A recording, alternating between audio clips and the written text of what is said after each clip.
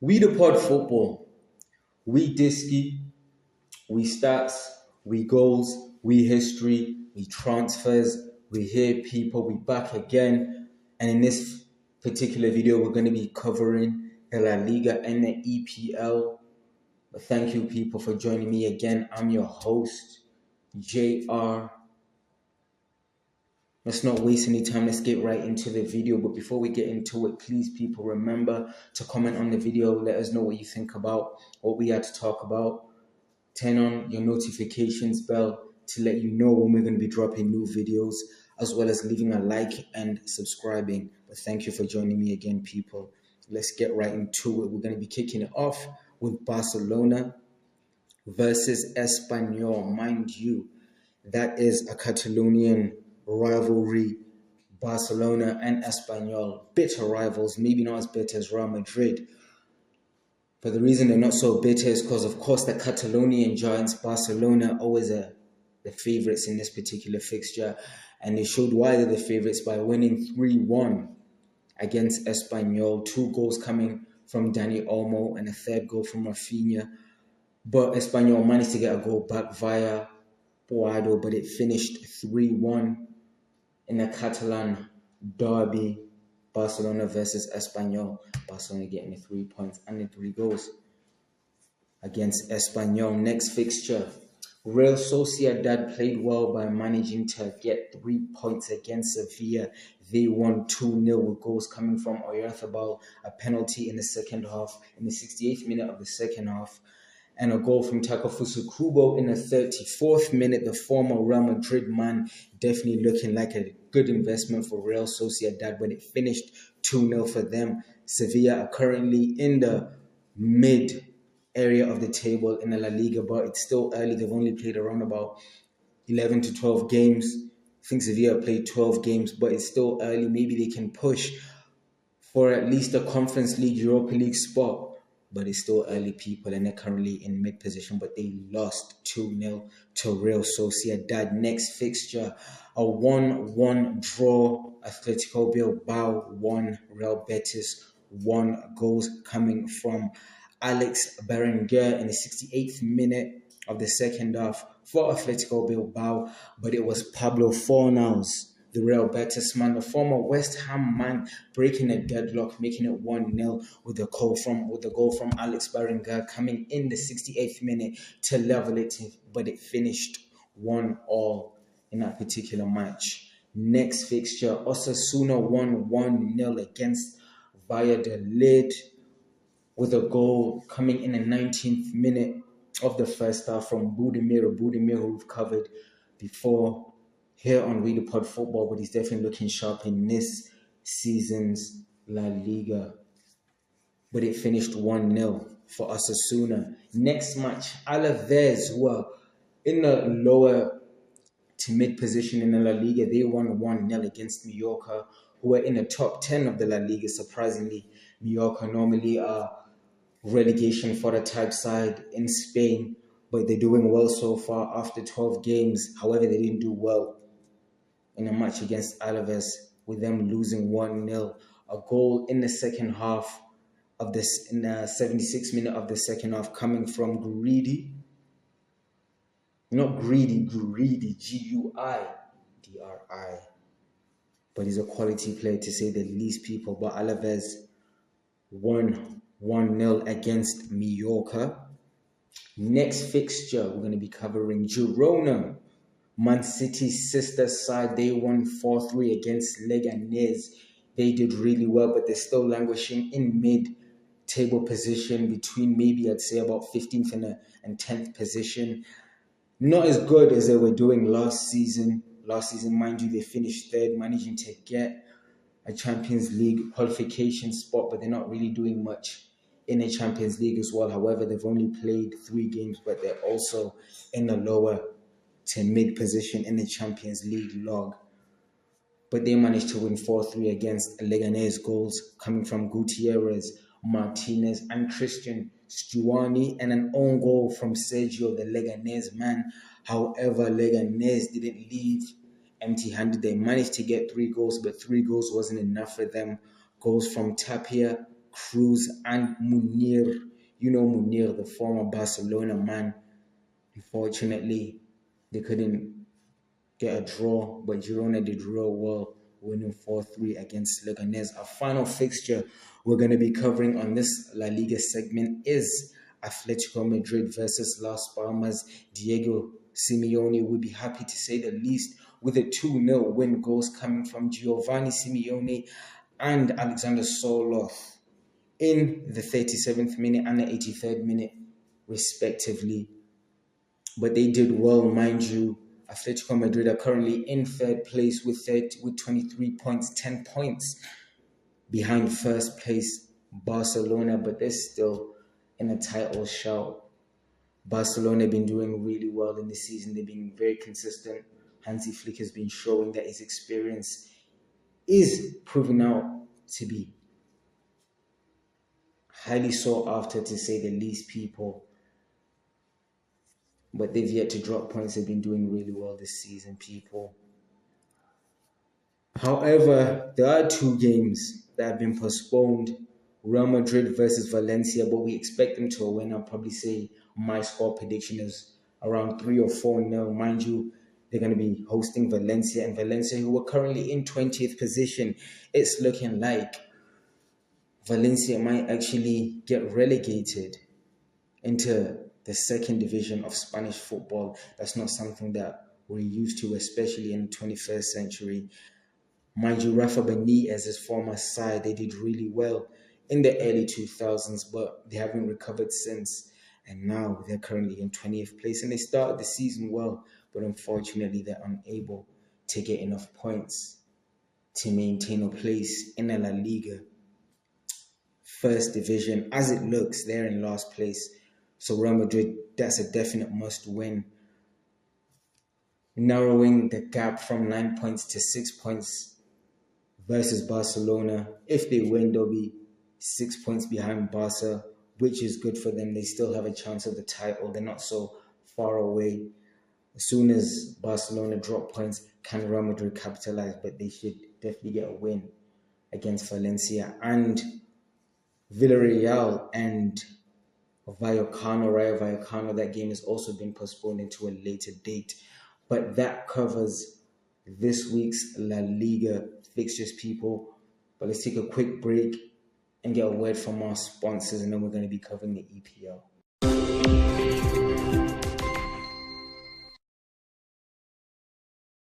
We back, people. Now we're going to be covering the EPL. Mind you, like I told you, we're going to mash it up in this video. We're giving you 2 for the price of 1, people, but it's free. There's no price on it. But we're going to be talking about the EPL. We covered the La Liga. Now it's time for EPL, and we're going to be starting off with the league leaders, Liverpool, winning 2-1 against Brighton. Now, Arne Slot has won he's won 13 games in his first 15 matches as the Liverpool boss, so he's definitely starting on a purple patch. They did well to win 2-1 with goals coming from Cody Gakpo and Mohamed Salah, and a singular goal from Kadiglu, the Brighton man, imported from Spain. The halfback, basically the left back / right back, he can play on both sides. But Kadiglu did manage to get the goal back for Brighton. But Fabian Herzl side, they're definitely not angry with that fixture. I mean, they played well. They definitely had Liverpool under the caution, certain aspects, maybe for around 2 to 5 minute periods in the match, but Liverpool looked like winning it, and that's what they did, adding points and lounging in first place. Currently in the EPL, they won 2-1. Next match, Nottingham Forest, a dark horse to say the least, getting 3 goals against West Ham. Julian Lopetegui's side should have definitely done better in that fixture. But Nottingham Forest are looking red hot this season. They're currently in 3rd place. Yes, people, do not adjust your settings or anything. I said that right. They're in 3rd place in the Premier League, but we've only played 10 games, people. Goals coming from Chris Woods, Callum Hudson-Odoi, and Ola Aina. two former Chelsea men in Ola Aina and Callum Hudson-Odoi, but the pick of the litter is definitely Ola Aina's goal. Top bins, already a candidate for goal of the season so far. I mean, it was an excellent finish, a striker's finish. You would definitely be happy with that. And they're currently in third place, but Nottingham Forest are doing really well. Nuno Esperanto Santos' side are definitely happy. And mind you, Nottingham Forest, it's not shocking to see them in third position. Mind you, one little fact, if you didn't know, they're the two-time winners of the Champions League under Brian Clough. They won the Champions League twice under Brian Clough. I'll let you do the history check, but they won 3-0 against West Ham. Lopetegui definitely not starting his time in West London to a purple patch, just looking shaky for him. Maybe the West Ham board might be looking to replace him even before December, maybe before the end of the season, but there's still a long way to go. They can definitely turn it around. Managed to get a Conference League position, but they lost, unfortunately, for Hammers. Arsenal, only managing 1 point in 3 games. They lost 1-0 to Newcastle. They got a 2-2 draw against Liverpool in their last fixture, and they lost 2-0 to Bournemouth, so they only managed a point in 3 games. They're definitely dropping points, and they drop points against Newcastle with a goal coming in the 12th minute from Alexander Isak. A beautiful cross on the right-hand side from Anthony Gordon, but it finished 1-0 for Newcastle. Arsenal are currently in 5th position. Arteta is definitely having his worst start.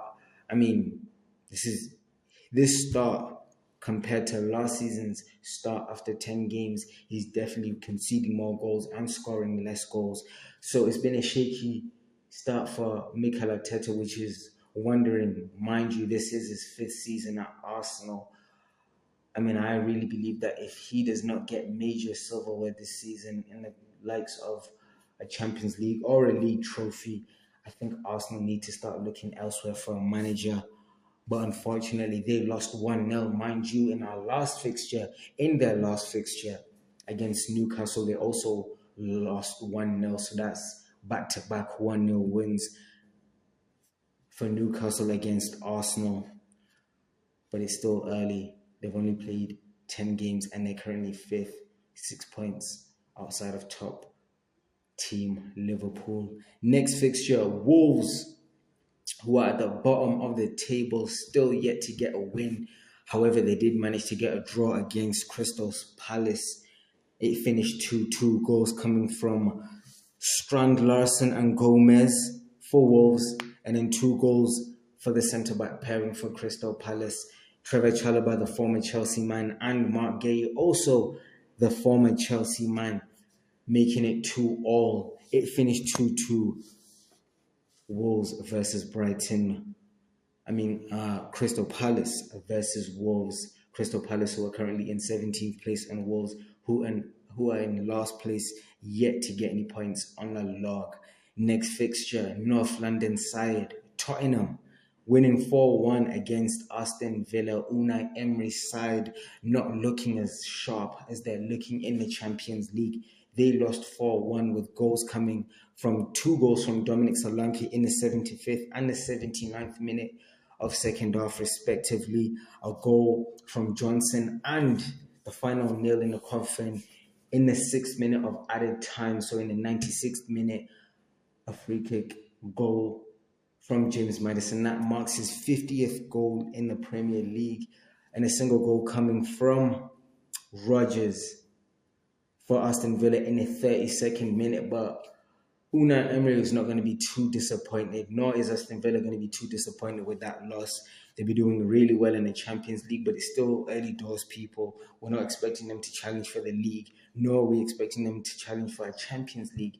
However, they're doing really well so far, but unfortunately unable to get 3 points or a point at least. They lost 4-1 to Ange Postecoglou's side. Next fixture, Bournemouth. They've been looking deadly so far. Mind you, they beat Arsenal 2-0, and now they beat the league holders, Man City, with 2 goals, but it finished 2-1 for Bournemouth. They unfortunately put an end to Man City's 32-game unbeaten streak. We've only played 10 games, so this is obviously carrying over from last season's games. Pep Guardiola was definitely frustrated with that scoreline, but mind you, they got rid of Julian Alvarez, who now plays for Atletico Madrid. So that means that Haaland plays every game in the Premier League and every game in the Champions League. So he's definitely going to be playing more games. However, he has been looking sharp with 11 goals this season. But unfortunately, they lost 2-1 with an excellent performance from Semenyo, who scored in the 9th minute of the first half. He was looking very sharp with about 5 goals on targets. He was looking deadly. And then another goal from Ivan Nilsson, Dominic Solanke's replacement in the 64th minute. Josko Vardiol managed to get at least an equal, getting a goal for Man City in the 82nd minute, but it finished 2-1. Man City were not happy with that loss, but they're still in the title contingent. They're not far away from Liverpool, but they weren't happy to see 2-1. Bournemouth definitely making serious history. The Cherries beating the team that finished first in last campaign's season, and Arsenal, who were second last season, so they're doing really well. Next fixture, we're going to be talking about Leicester and Ipswich. It finished 1-1, goals coming from Davis for Ipswich and a goal from Andre Ayew in the 94th minute of added time. It finished 1-1 for Leicester, who are currently in mid-position. I'd say they're definitely safe for where they are. Crystal Palace, Ipswich, mind you, I think they're in relegation zone currently. However, they managed to get they're sharing a point between them. It finished 1-1. Southampton getting their first win, but they're still in the relegation zone against Everton. A singular goal coming from Adam Armstrong in the 85th minute. They won 1-0. That makes Aaron Ramsdale's first clean sheet under Southampton, his new side, recently signed from Arsenal. And then the last fixture we're going to be covering, people of the EPL, is Man United versus Chelsea. It finished 1-1. Bruno Fernandes breaking a deadlock. A pass coming from Casemiro to Rasmus Højlund. That was his first touch in the box. And that was in the 69th minute of the second half. He was 1-on-1 with goal. The keeper for Chelsea, Sanchez, taking him out, trying to go for the ball. Unfortunately, he got Rasmus Højlund's legs, conceding the penalty. Bruno Fernandes scoring in the 70th minute. But shortly, 4 minutes after Bruno Fernandes' goal, check the volley from the corner via Caicedo, bottom right corner. Unfortunately, Andre Onana was unable to save it. It was close, but it was a nice finish. But it finished 1-1. Man United versus Chelsea. And Garnacho missed a sitter. He definitely could have made it 2-1. But Garnacho needs to put on his shooting boots and do better in their next match. Mind you, this was Man United's first game without Erik ten Hag. The Red Devils have just recently acquired Ruben Amorim from Sporting Lisbon. So we're going to see, can Ruben Amorim save Man United's season? They're currently in the bottom half. Or is it going to be another managerial waste? We'll see, and we'll be covering it here on We The Pod Football. We transfers, we history, we goals, we stats, we football. We out, people.